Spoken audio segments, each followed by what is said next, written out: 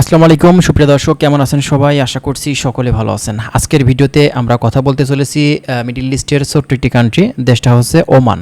হ্যাঁ বন্ধুরা, ওমান সম্পর্কে কিছু গুরুত্বপূর্ণ আপডেট ইনফরমেশন এই ভিডিও থেকে আপনারা পেয়ে যাবেন। যারা নতুন এসেছেন চ্যানেলটি সাবস্ক্রাইব করে রাখবেন। আমরা চেষ্টা করছি প্রতিনিয়ত ওমান সংক্রান্ত বিভিন্ন ধরনের গুরুত্বপূর্ণ আপডেট তথ্যগুলো আপনাদেরকে দেওয়ার। ঠিক তেমনই আজকের ভিডিওতেও আমরা কিছু ওমান সংক্রান্ত তথ্য আপনাদেরকে দেওয়ার চেষ্টা করব।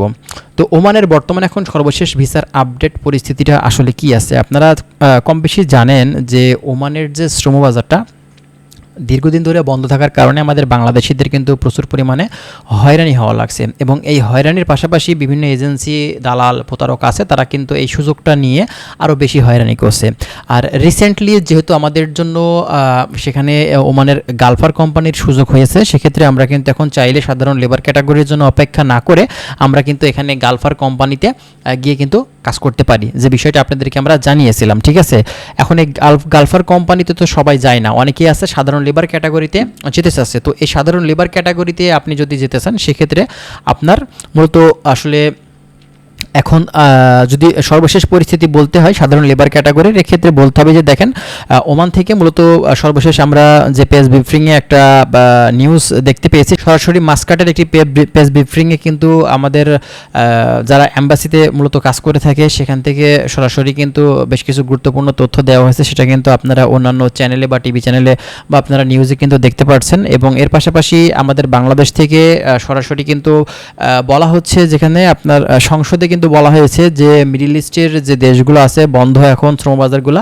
সেই বন্ধ বাজারগুলো খুব শীঘ্রই কিন্তু বাংলাদেশ গভর্নমেন্ট ওপেন করতে চলেছে, এবং সেই বিষয়গুলো তারা কিন্তু অলরেডি কনফার্ম করে ফেলেছে সেই সব দেশের মূলত গভর্নমেন্টের সাথে কথা বলে। এখন শুধুমাত্র তারা অপেক্ষা করছে, খুব শীঘ্রই এদের কার্যক্রমটা স্টার্ট হয়ে যাবে। আমাদের বাংলাদেশ গভর্নমেন্ট ব্যাপারটা নিয়ে যখন সরাসরি গভর্নমেন্টের সাথে কথা বলবে, খুব শীঘ্রই কিন্তু আমরা দেখতে পারবো যে ভিসাগুলো কিন্তু ওপেন হয়ে গেছে। ঠিক আছে, তো এখন নতুন করে আপনারা যদি ওমানে ঢুকতে চান, সেক্ষেত্রে সাধারণ লেবার ক্যাটাগরির সর্বশেষ এখন পর্যন্ত মূলত খোলার ব্যাপারে আমরা পজিটিভ দিকগুলোই দেখতে পাচ্ছি, এবং খুব শীঘ্রই কিন্তু ওপেন হয়ে যাবে, সেই বিষয়ে আমরা কিন্তু আশাবাদী।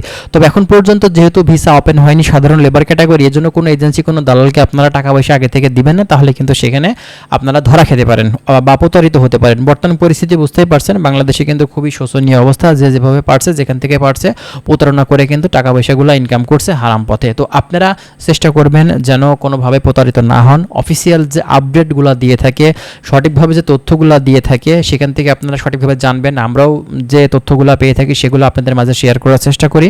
আপনারাও চেষ্টা করবেন যেন ভালো একটা এজেন্সি, ভালো একটা মাধ্যম ধরে তারপরে যেন আপনারা ফাইলগুলো দিতে পারেন, তাহলে কিন্তু দেখা যাবে যে আপনাদের কিন্তু প্রতারিত হবার যে চান্স সেটা কিন্তু খুবই কম থাকবে। ঠিক আছে, তো যাই হোক, বাংলাদেশ থেকে যারা এখন বর্তমান পরিস্থিতিতে ঢুকতে চাচ্ছেন এই ওমান দেশটিতে, আমি আপনাদেরকে বলবো যে ভাই আপনারা আর কয়েকটা দিন অপেক্ষা করেন, খুব শীঘ্রই আপনারা দেখতে পারবেন যে বাংলাদেশ থেকে ওমানের কাজের ভিসা এটা খুলে গেছে, এবং আপনারা কিন্তু অবশ্যই এই দেশটিতে যেতে পারবেন।